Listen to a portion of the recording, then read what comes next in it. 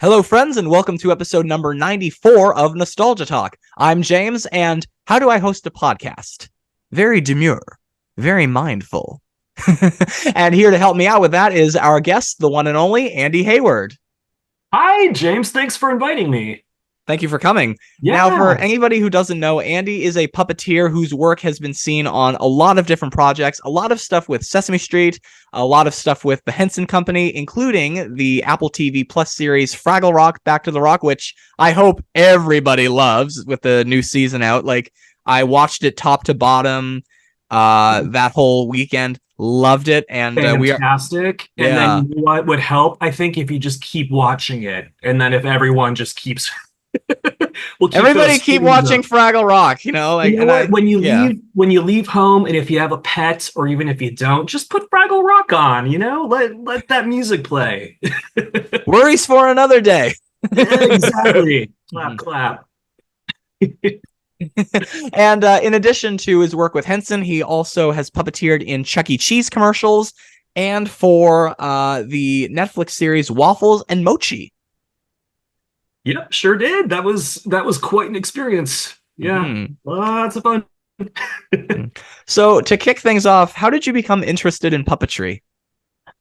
I think like a lot of other folks, I was obsessed with any puppet show on television. And when I grew up, it was kind of like a golden age for puppets. So like Sesame Street was in its prime, but that wasn't even the first thing I saw. I remember, you probably don't know, maybe older folks will remember a show called Pinwheel. It was on Nickelodeon in the head writer of Pinwheel was a previous guest, Lou Berger, who became head writer for Sesame Street. Okay, I'm gonna have and to by the way, happy birthday, Lou. Is it his birthday today? Today is his birthday. Yeah, happy birthday.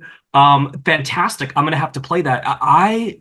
That show would run on Nickelodeon just back to back all afternoon. And it had like a variety of puppets. There were marionettes, hand puppets of varying sizes. Love that. And then that kind of led into the era of Eureka's Castle and all those wonderful shows that Nickelodeon developed after. And then you had Pee-wee's Playhouse. You had Lamb Chop's Play Along on PBS. You had Puzzle Place. Like everywhere you turn, there were puppet shows, and I would watch all of them. So that was kind of my gateway into puppets. So in all of that, were you at all a Muppet nut? I was, and I like in my very early years, I loved Sesame Street, but I loved all the other puppet shows the same. It wasn't until I became a Muppet nut because of the Muppet Show. Okay. And in the US, we had this cable channel called TNT. It was Turner Network Television. And cue Crazy Harry. Someone say TNT. There you go. But they would air at 5 o'clock every day, Monday through Friday, an hour of Muppets. You'd get the Muppet Show, and then you'd get Fraggle Rock right after. So that was appointment television for me growing up. And that's when I became a Muppet nut. And it was mostly through, I call them unintentional puppeteer cameos. But when you spot a head pop into frame, or you catch a glimpse of a hand, or like little, oopsies, I love that. It made it all the more fascinating for me. So, yeah, especially that first season of Muppet Show, there were so many, you'll just catch a face, you'll catch a head top, and I loved it. It made it much more. Yeah, I mean, like TVs back in those days, like sometimes it wasn't always noticeable if a head would pop in because of the way that TVs were built. Now, because of high definition, it's so much more visible. It's a completely different thing. And when I think, I'm sure you've watched there's a Muppet Show behind the scenes documentary that's wonderful. But you see Jim and Frank looking at the monitor, and it's this tiny little grainy thing they're staring at that I'm sure, it was impossible to really see the fine details. They probably never imagined you'd watching Muppet Show, on big high def televisions now, but I love that kind of thing. Also, like Emmett Otter's Jug Band Christmas. I loved seeing the marionette strings on the puppets, and kind of trying to figure out how all that worked. So yeah, that's kind of my gateway. And yes, definitely became a Muppet fanatic. I love how it just didn't break the illusion for you, because I always knew as a kid that no human talked the way that a puppet talks. Like, and the same with animation. Like, no human has black lines around them. Right, right. Yeah, it just for me, it just made it all the more fascinating. It made me want to know Same. more. Yeah, yeah.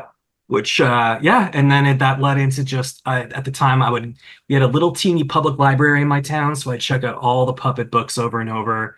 And I got my mitts on of Muppets and Men, that wonderful book.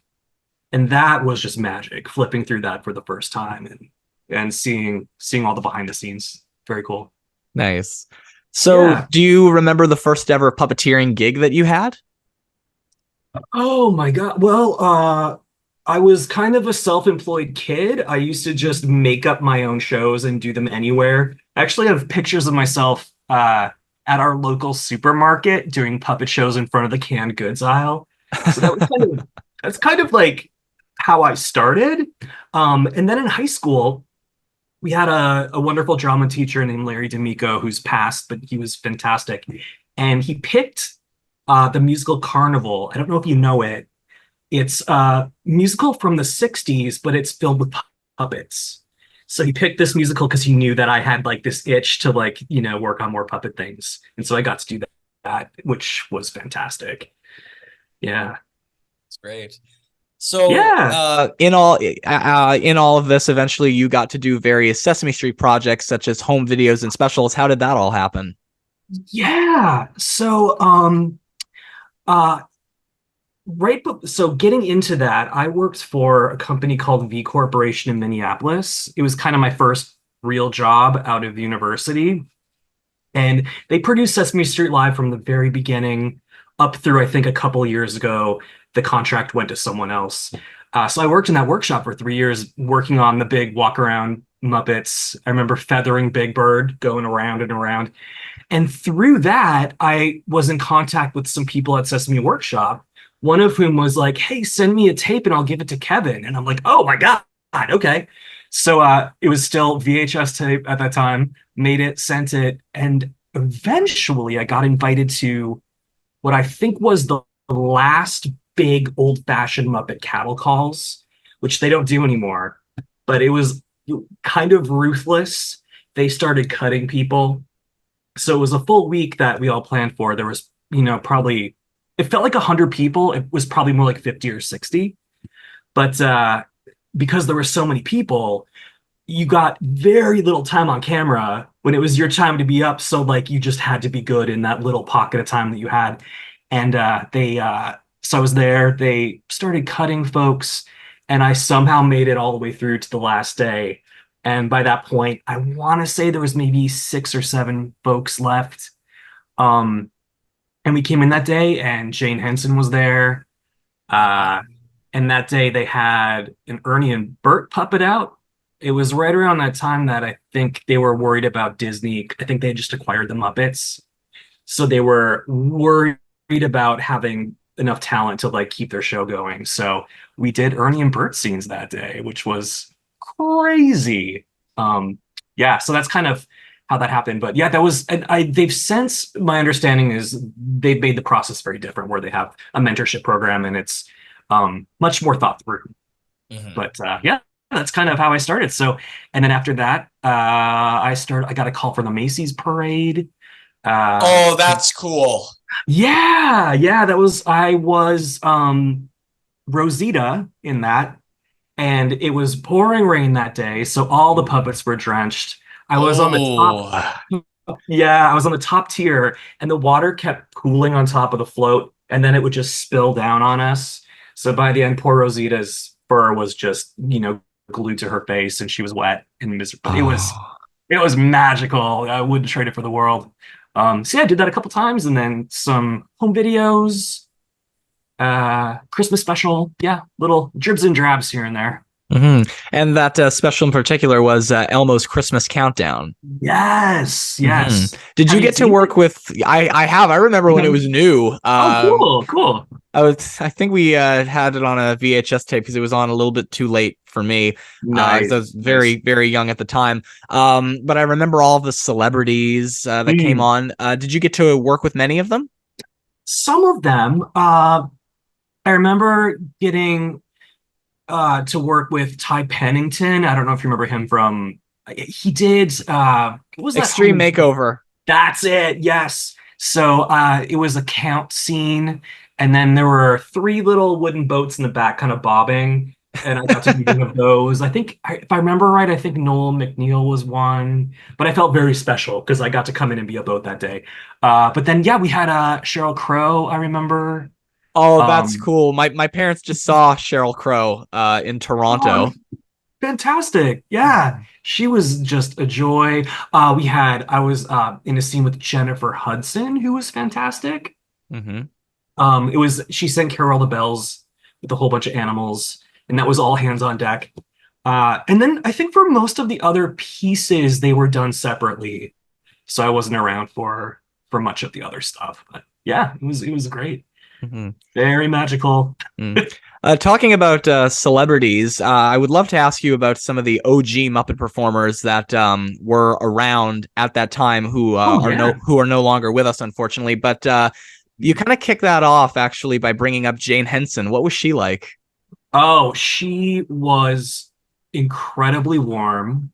Mm-hmm. I remember there was at the time a little hardcover book that was filled with quotes from Jim Henson and the Muppets, a little inspirational book. And she brought a big box so everyone could take home a copy. She signed it. So I have one with her little signature to me. She was fantastic. She was, and it was very daunting. I was doing with the other folks there, Ernie and Bert scenes, and to be donning those puppets in front of Jane Henson, it's like, yeah, because she usually would have been there for the filming of the originals. Yeah. And so she was there, and I remember I finished a scene and she waved me over and she patted the chair beside her, and I'm like, oh my God, this is not happening. And she just wanted to know about me. She just asked me questions. And at the time I was working at Disneyland, so I mentioned that. And then I remember she was telling me about Wally Bogue, who was a Muppet Show guest star, but also a Disneyland performer. And yeah, we just had a wonderful chat. She was very, very kind to me. That is something I will not forget. And that was the one and only time I ever got to meet her. Mm. At least you got that chance. And it sounds like she was almost exactly like, exactly like how everyone talks about Jim, because Jim, he doesn't have to care about what everyone else is doing outside of work, but did he ever? And that was the thing that I remember the most about her, is that she just, like, when we had our conversation, she just wanted to know about me and where I came from and what I was doing. And I mean, that's very generous to take that time with folks and like ask them questions. And she really cared. So yeah, I have very, very fond memories of her for sure. So when you did all of these Sesame Street things, did you get to know Caroll Spinney? I didn't get to know Caroll, but I got to be on set with him one day. Okay. But the first time I crossed paths with him, I was sent to a recording studio to do backup vocals for one of the songs. Mm-hmm. I think it was Carol the Bells, because there's a big chorus of animals. So I had to go in a booth and sing my part. And he was in the booth right in front of me. So when I got there, he was still in there doing his vocals. They just had me take a seat on the couch. And I sat there and I couldn't see him, but I heard it was my childhood was in the room with me. It was just the sweet sound of Big Bird singing. And then, after a little bit of time passed by, he came out of the booth and walked by me, and I was just too starstruck to say anything. But yeah, that was pretty terrific. I'm glad I had that chance. And then we did a big crowd scene with Kevin James from King of Queens, I think was the show. And Big Bird was in that, and Caroll was in the bird. So I got to be on set with him for that. Cool. Yeah, he was. Yeah. He wrote me a letter when I was a kid. I wrote to him, and he wrote back and drew Big Bird with a puppet on his little wing. And he wrote, "Hi, Andy." He wrote me this. I've got it framed in the other room. Yeah, that's so sweet. Very special. Mm-hmm. Well, that kind of makes me wonder if you ever crossed paths with another Muppet legend. And you said that you got to do a scene with the Count. Did you ever actually cross paths with Jerry Nelson? Never. I wish I could have. When I did a couple things where the count was present, but at that point, uh, Matt Bogle was puppeteering the count. I think Jerry was still doing the voice at that point. Like That's I right. think he was Yeah. creating songs, yeah. But Matt was still doing the puppetry, and it was seamless. The the connection those two had, and the way he could manipulate that puppet, just like Jerry, was fantastic. But no, Yeah, I mean, like a lot of the time when I talk to my friends about the performers at Sesame Street and Muppets, people like Steve and Matt and Peter, Marty, all those guys, the word that often gets used the most is voice. It's cool that you talk to the people who do their voices, and that's the word that's always thrown around among my friends. And I'm like, okay, yes, the voice is what we hear, but mm, we don't often think about what goes on below. right, And right. like I've heard Matt talk about working with Jerry, which gave him the confidence to take over Jerry's characters, and the same with David Rudman taking over Richard's characters. Mm, And yeah, like, and I see Matt doing Jerry's characters now on Sesame Street, like a lot of the classic ones, like Sherlock Hemlock, Biff, Mr. Johnson, like a lot of those characters have made comebacks, and the puppetry is the exact same. And I think, I mean, as a Muppet person, you'll probably know, but Jerry had the most distinctive puppetry. Oh Yeah. yeah. That was another thing I loved, growing up was like Node is trying to pick out who's puppeteering character because they had their own kind of way. And Jerry was always the easiest one to spot. He had that little mouth movement, and And he the would skipping of the syllables he would often. drop a syllable here and there and kind of scoop the lower jaw a little bit when he would, skip a syllable. And Johnny on Fraggle honors Jerry the same way when he performs Gobo. He tries, it's a little bit of Johnny, but he's still honoring Jerry and incorporating some of those little Jerryisms, which is fantastic. He's doing a phenomenal job. Like whether Oh, it be geez. Gobo or whether it be being the creative director of Fraggle Rock, like Mm. because of him, a whole new generation. John, if you are listening, and I hope you are, he's bringing a whole new generation of people this thing that Jim Henson created that has just been dormant for so many years, and now so many people are seeing it, and to them it's brand new.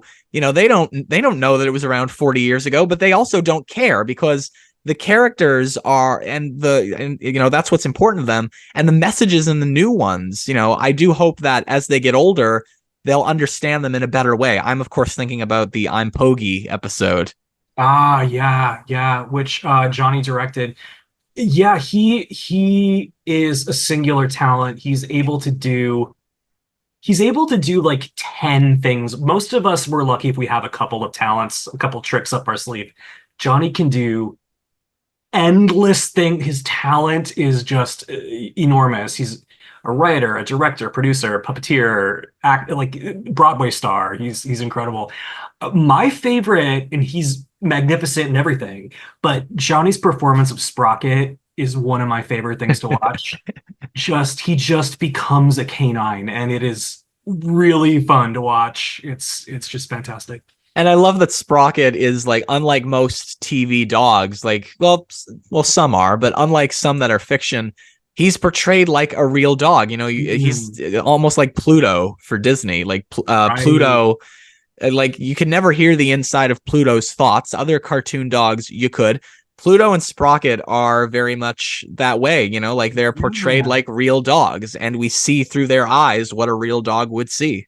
And their instincts are completely true to their animal selves. They're food driven and they react to noises. And yeah, it's really fun. It's really great. Yeah. Pluto, Sprocket, and also Doug from Up are some of the best Oh, fictional dogs. I love Doug is one of my favorite I have animated just met you characters. and I love you. Squawk! Oh, it's so good. Yeah, I Yeah. love that film. hmm So, what was it like, or what has it been like, rather, to work on the Chuck E. Cheese commercials? And none of the listeners can see, but you can. I got all dressed up for you. Oh, wow, I just spotted. Oh, that's great. Um, that's another thing. I was obsessed with animatronics as a kid too. Like I think all of this goes hand in hand. Um, I had a Country Bear Jamboree record LP, and it came with this big book, and you could fold it out and look at all the pictures of the bears. And I was obsessed with it. I would try to recreate the show at home. I set up a big little phony stages with paper plates and try to recreate it. And then so for me, it was a restaurant chain called Showbiz Pizza. And I grew up in a small town in Minnesota called East Grand Forks. And the next town over was Fargo, North Dakota. And they had a Showbiz Pizza. So I would beg my parents to take me there. And I got to go a couple of times, and they had a 3-stage animatronic show called The Rock of Fire Explosion. I don't know if you know it. I can't say I do. Okay. After this, there is a documentary called The Rock of Fire Explosion. I think you can find it on YouTube. Okay. It is fascinating. But what happened was Chuck E. Cheese went out of business, and they were Showbiz Pizza's big competitor. Showbiz Pizza bought Chuck E. Cheese and then took on all of their characters. So anyway, I was obsessed, and I loved Chuck E. Cheese. And I worked with a puppeteer named Matt at Disneyland, who became the entertainment director for Chuck E. Cheese. And so when they started doing puppets heavily, he brought me in, and I got to do that, which was great. So I make all of the main characters, and then puppeteered starting probably 7 or 8 years ago on their content, which is, I love it. It's fantastic. And it's nice that have you been to a Chuck E. Cheese? In Florida, yes. Florida, okay. Yeah, we actually Don't have Chuck E. Cheese in Canada, unfortunately. Oh, We've got things that are like it, but there is one here in Toronto.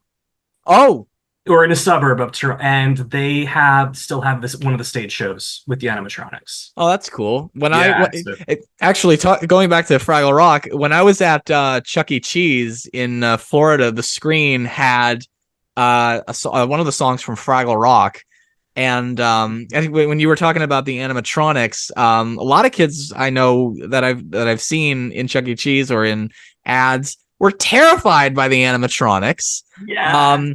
I saw one kid who was a little bit anxious of the Fraggles. Oh, wow. Okay.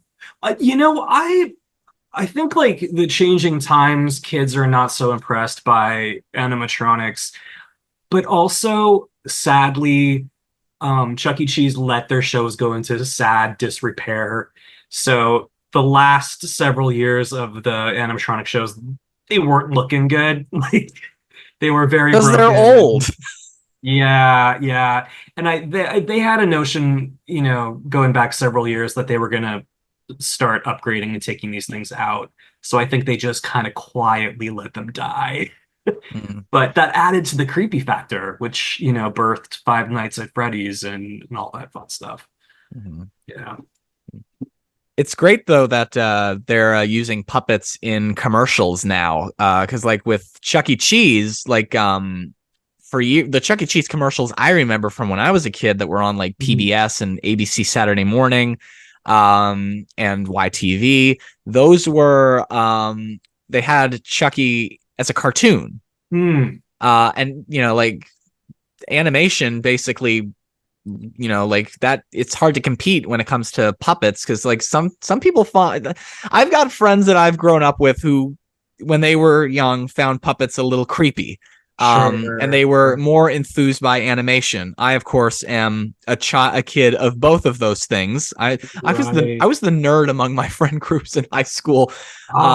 So you were into animation as much as puppets. Oh yeah, I love them both. I also I love puppets a little more, but I definitely Ren and Stimpy is still one. I don't know if you know it, but it's still one of my favorite things. Oh yeah, I love Ren and Stimpy. Yeah. But that's cool. Very nice. I mean, I'm actually writing commercials. I can't really say much about it, but cool. It's for an online ad campaign. Maybe I could pitch the idea of having puppets. Hey, the more puppets, the better. Yeah, and I'll just say to them, I can handle that. I can puppeteer. Like I've puppeteered on actually the first time I ever worked on a show when I got out of college. It was mostly behind the scenes, but we were a small crew of people, and I actually did get to do a puppet, and I got to assist on a few of them. But at one point, I actually got to put my hand in a puppet and just move it around on screen. Oh, very cool. Very cool. Yeah, it was. Dude, it was. I Fun. highly suggest everyone pitch puppets. Do it. The more, the better. Mm-hmm. So let's go on to Fraggle Rock. We were talking a little bit about the show earlier. So how did you first get involved in this wonderful reboot of it? You know, I am not sure. Because like I did, my name and my email is on a list somewhere with Henson somewhere. So like starting with Sesame Street. Hey, it gets you gigs. Yeah, and then before Fraggle, I did a horror film called Come Play, which a lot of people didn't see, but the Creature Shop made the creature in the movie. So I got to shoot that.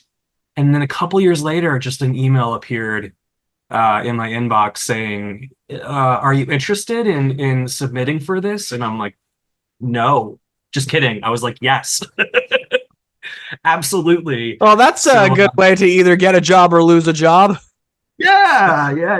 No, I was thrilled. Yeah, like one of the shows. Like I'm working on and off for a series, as I mentioned, and when they asked me the first time, it's like, we have an availability for 2 days. Just mention which day you're available. I was like, I'm available both days. They're like, well, do you want to come in both days? I'm like, sure. I got nothing better to do.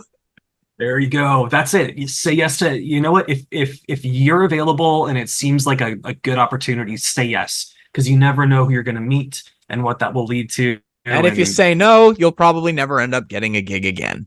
There you go. Yeah. So I got just an email appeared, and at that point, it was a very like simple submission. It was just lip sync, eye focus, the very basic kind of things. And then there was another round, and I recall we got a music track and a choreography video to learn the choreography and do it, make sure you could, move. And then several different scenes from the original Fraggle Rock. And as I recall, it was like pick one or pick two, and then shoot the scene and then submit that. Mm-hmm. Yeah. So and were you just like lip syncing to it, or did you have to read off the script? It was our own performance. So okay. Yeah, it was. I remember the scripts I recall were from the original series, mm-hmm. but it was our own. It was our own performance with our own character voice and our own take on the character, whatever it would be. So yeah, that was the second thing. And then there was a lot of waiting, and then I found out that it was happening, and it was going to happen in Calgary, which I now know is one of the coldest cities in the world. Yeah, but, I guess it depends on when you're there. Woo! Listen, I'm from Minnesota, and I thought it was cold there. Calgary winters, I'm telling you, it felt like it snowed every night. I'd wake up with 6 inches of snow in my car. I'd be chiseling that windshield every morning. And oh, that's nothing compared to the winter that we just had.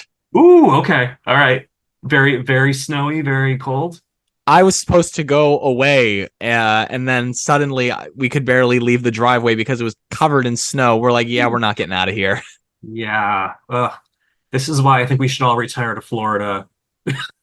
Oh, you can count me out of that. I actually don't mind winter. Actually, I would never retire to Florida. The summer, it's soupy. It's the opposite. Yes. Yeah. I take that back. I'll probably. So, for Fraggle Rock, you've taken over the role of Wrench Doozer while also doing the hand puppetry for Jamdolin, as well as the body puppetry for Pa Gorg. And one of my previous guests was actually Gord Robertson, who is the original body puppeteer for Pa Gorg. And he was talking about the challenges that he faced when he was following Jerry's performance while he was inside of the suit. And like, that's difficult. When, cause like in the case of Big Bird, Caroll Spinney or Matt Vogel now, whoever's inside of Big Bird, hand up in the head with their non-dominant hand, whether that be left or right, in the wing to make it move. But with the Gorgs, it's a little bit different. It's a person inside of this costume, and the performer is offset using a control device on their hand to complete the symmetry. So when you do Pa, do you find it hard to follow Frank Meshkalite while he's doing the face? No, it actually, and it no, but it changed a lot between the first and second season. Season one, for whatever reason, Junior Gorg would be out and about, in front of the castle having his hijinks, but Mom and Pa were kept inside. So we were either in a window or we were up on the top of a tower, kind of leaning over, and we didn't get to say that much. It was very minimal. In fact, a lot of times in the first season, I wasn't even wearing the bottom half of the suit. Because it was only seen from the waist up, so I would just drop that on, lean over, and do a couple lines. I think a little bit of that they rebuilt Junior completely, so he was a whole brand new creature. I remember seeing the rebuilt Gorgs, and I thought to myself, oh my God. And I do remember when they announced the Fraggle Rock reboot, I thought, okay, are they going to bring the Gorgs back? Because those puppets look like massively tough to build. I was amazed. Well, Ma and Pa season one were completely the original suits. Oh, yeah. So I got new hands and they made new shoes because I guess those didn't last. And then they had skinned the head and put a new, layer of purple. They kind of brightened up the eyes a little bit. But it was the exact same suit from 1980, whatever that was, that when they made the original. For season two, when we came back, I think part of why they kept Mom and Pa in the background was because they weren't new, because they were the originals and they were maybe worried about high def. I don't know that for a fact, but it might be. But for season two, we got upgrades where now Pa's eyes could move left and right.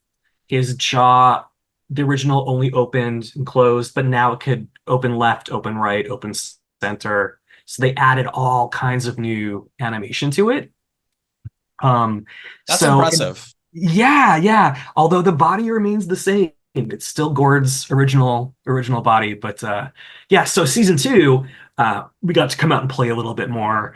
And with Frank, it was interesting because now that Pa's his pupils could look left and right, it meant that my body didn't have to turn to look at someone. He could just send the eyes to the left. So it required a bit more planning. We had a lot, more conversations beforehand about he's going to look to Ma on this line, but I'm going to do the eyes, so you hold tight. So it required a little bit more choreography between us to achieve what we wanted. But, it worked out. I thought it ended up being pretty great. Yeah. And hot. I believe it. It is hot, and it's a beautifully made suit. The body is mesh, so the air comes in and out. But man, after several hours in that buddy, it gets pretty moist. It's pretty sweaty. Jeez. Yeah. So Jamdolin, that's what's his name, David Diggs, doing the voice. And there's been so many guests that have contributed their voices, especially in the last season of Fraggle Rock Back to the Rock, to various characters. Like we had Brett Goldstein, we had Catherine O'Hara, Ariana DeBose, and of course Adam Lambert. That's we were talking about that one earlier. Can I just say that is probably the best thing that Fraggle Rock has ever done, like whether it's original or reboot, because times have changed since the original Fraggle Rock, and the original Fraggle Rock was meant to be very diverse, but now the world is so much more aware of that. And I think it's great that that you guys brought attention to that. And I saw a video of Catherine O'Hara learning how to puppeteer before her episode of the show. So that makes me wonder, did you ever actually get to meet any of the celebrities that have come on to Fraggle Rock? Sadly, no. Because we were up in, frozen Calgary, they would pre-record their songs.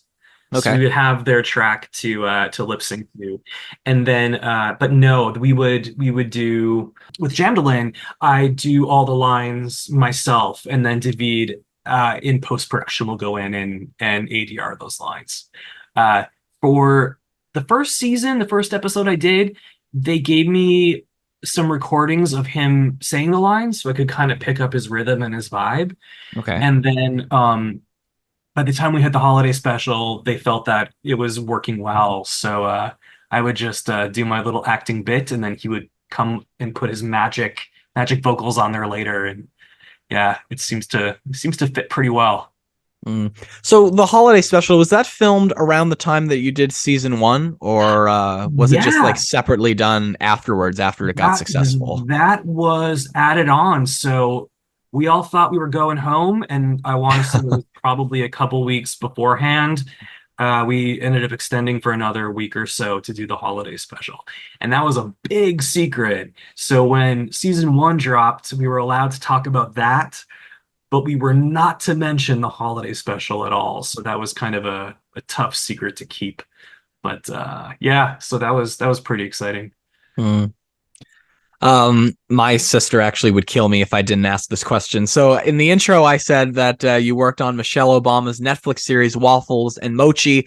My sister idolizes Michelle Obama. Like, she saw Michelle Obama talk in Montreal, and then last year Michelle Obama actually came here, and my sister went to see her talk. What's Michelle Obama like? She is everything you think and more. She's one of those folks that it's like they say, don't meet your idols, or no, meet her if you can. She is so smart and so cool and so, playful and fun on set. She was just a complete delight on that show. She would come in and shoot out. We did 2 seasons, but she would come in and shoot out all of her bits in like a day or two, and then we would shoot everything else around her. But yeah, she was just it was magical. After the first season, she took the time. We have all the puppeteers are in a photo with her together, and she took the time to inscribe an 8x10 photo of us together to each of us, and it got sent to our homes. So I've got that over on my wall over there. But yeah, That's cool. she's really incredible, really great. That's great. Talking about meeting heroes, what is it like on Fraggle Rock to work with people like Karen Prell, Dave Goelz? I know that Dave does the lines away.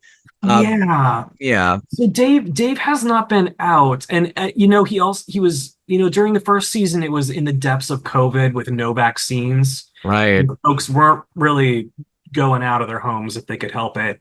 And then I think during the second season there was even some Muppet things happening.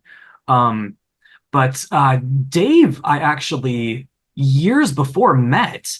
Oh, okay. I did a show at Disney's California Adventure called Playhouse Disney Live, and they were play testing something called Bunsen and Beaker's Mobile Lab. It was an animatronic of Bunsen, Honeydew, and Beaker that would I've seen that. Yeah. So they were play testing with the Imagineers, and Dave was doing it at that point. He was secluded in a little trailer, and the folks in the park probably had no idea they were really talking to the Dave Goelz. And a couple of my coworkers from Playhouse Disney went over to his trailer, and he invited us in, and he showed us how all the controls worked. At that time, the Muppet Show season 1 had come out on DVD, Nice. and I brought it with me, and he signed it as every character you can think of. Like Zoot is in there, and Beauregard is in the. I didn't even ask. Whoa. I mean, like, that's one thing if they'll sign, if any like performer like that will sign as like the character that made them the most famous. But if they're like, I've seen Jerry sign from The Count, or Right. I think I saw an autograph of Richard Hunt, and I think it says Scooter on it. Yeah. So usually, and like Caroll Spinney, like, he writes Big Bird and Oscar because those are the two that everybody knows. But with Dave, Gonzo is the most major. Bunsen is a main character, but not like a massive character like Gonzo, nor is Zoot or Beauregard. But that is so cool that he actually signed as all of them. I didn't even ask, and I remember I was a little confused because I handed him my DVD and a Sharpie, and he signed. I saw him sign like the Great Gonzo, and then he just kept my Sharpie. He's like, "Who else can I give you?" And I had no idea what he was talking about. I was just starstruck, and then he just kept signing, and I'm like, "Oh, okay, this is amazing." And then I met him again years later in Toronto. There was a Fraggle Rock 30th anniversary party where all the puppeteers came back. And I actually do remember when this happened because I know Terry and I know Mike Peterson. Terry was there, Mike was there, and I know Tim Gosley, Gord Robertson. I don't know if they were all there, but I do know that Mike has told me about it before. Yep, Trish was there. Michael Frith made a special poster that they gave out as like giveaways at this party. There was a bunch left over, so I ended up with like a little stack that I have somewhere. But I somehow ended up getting to be a fly on the wall for that, and I don't even remember how or why. But I was there. I was there for that party, and Dave was there, which was amazing. Did he remember you? No, but he shouldn't. He meets so many people, and that 5 minutes at Disneyland was clearly, obviously just a little blip on his day. But when I got to be Wrench on the reboot, I got to do a Zoom with Dave and to talk about Wrench, and it was wonderful. We found out we both had an affinity for ventriloquist dummies, which he was obsessed with as a kid. So we chatted about ventriloquist dummies for a long time. And then Wrench came up and he's like, do whatever you want.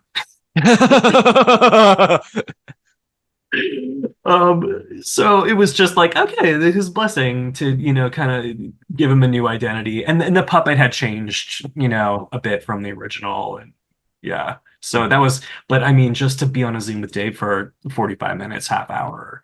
Wow. What fun.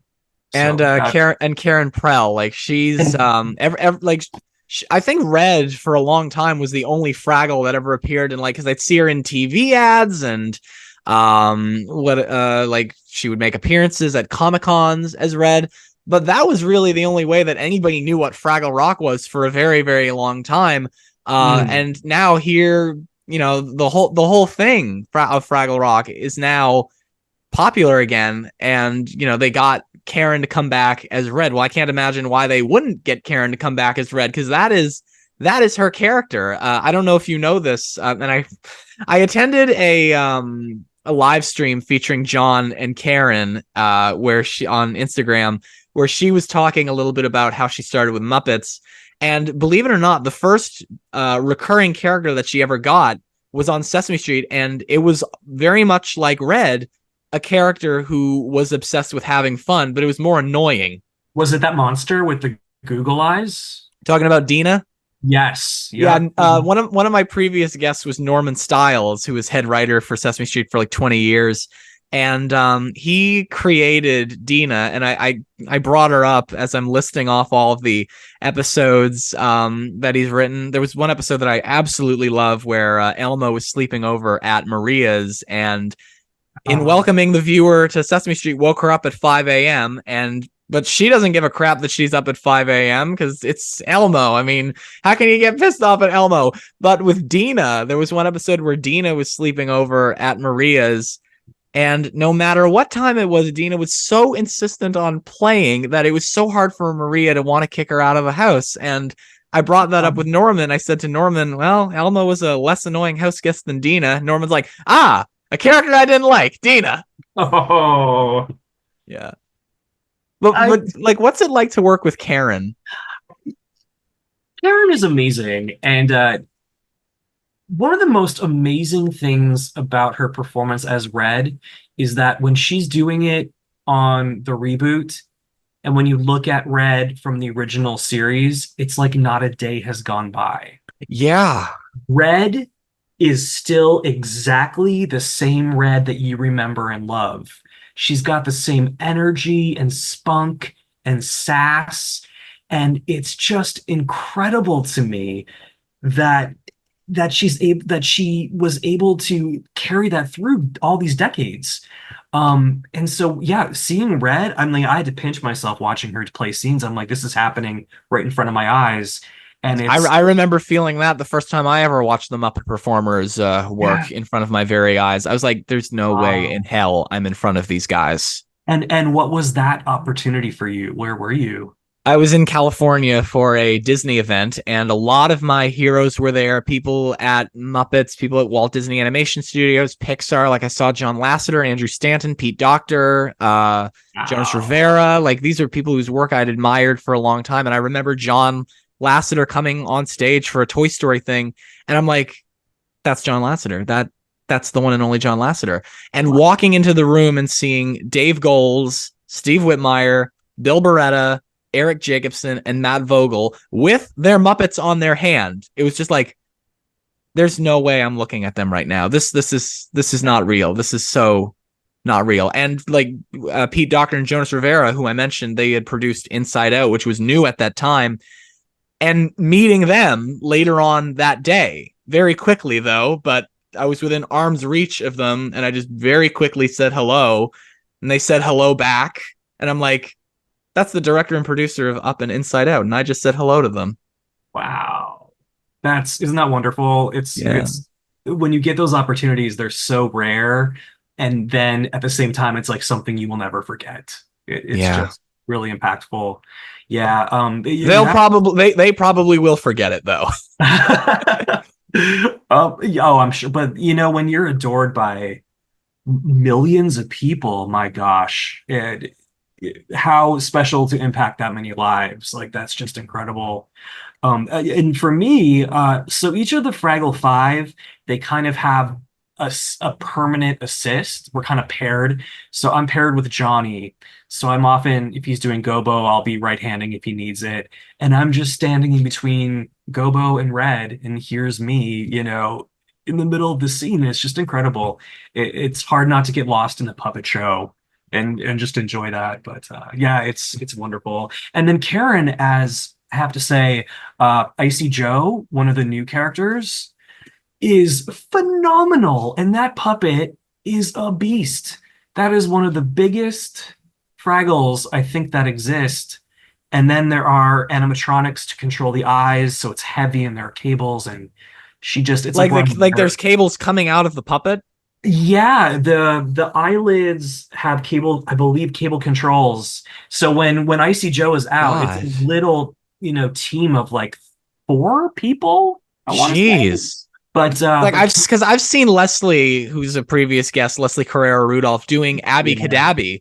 And I didn't realize that the wings were done very much the same way, that you just kind of squeeze onto it. I'm like, how uncomfortable must that be, and complicating, because Abby looks like a very, very simple puppet, but then when you put it on, you have to make it look real. Like the wings have to be moving at certain periods, and that has to be done in a special way. Yeah, and anytime you add a special movement or an effect or it's more weight on that puppet. So suddenly, even though Abby is very small, but now you've added that extra weight, which makes a huge difference when your arm is in the air all day long.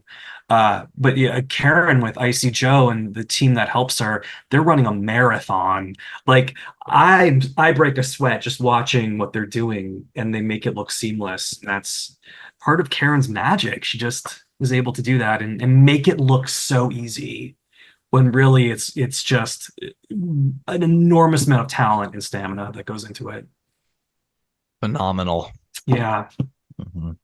Well, that's all I've got here. Is there anything you want to say to wrap up? I would just remind everyone to watch Fraggle Rock Back to the Rock on Apple TV. Yes. It's good for all ages. It's good for your pets when you leave the house. It's a good time. Tunes are great. Mm-hmm. So yeah, absolutely. Yeah, and to all listeners on that note, if there is one episode that I recommend, definitely I'm Pogi. Like, oh my, I cried. Like I had to watch it a second time to really feel it. That is a very, very special one. So, oh, and on that note, can you hear that siren going by? Hear that now? Okay. For the people at home, I left my window open to catch a cool breeze and traffic is going by. Yeah. I don't blame you. My fan's on. Oh my gosh. But listen, it's going to be winter before we know it. It'll be parkas, ice skating, all the frozen activities. Such as barely being able to leave your house. And you know, on those cold winter days when you're not able to leave the house, you know what a great thing you could do is? Watch Fraggle Rock Back to the Rock? No. Well, Andy, thank you very much for joining me for Nostalgia Talk. My pleasure. What fun this has been. Thank you for inviting me. You're very welcome. And listeners, stay tuned for more. We're coming up on episode number 95. And in addition to that, we're closing in on episode number 100. There's people lined up. So stay tuned. You guys know where to go. Facebook.com/Nostalgia Talk YouTube. Twitter.com/Nostalgia Talk YT. Those links are in the description. And I will see you next time. Peace out. See you next time. And I'm going to stop recording.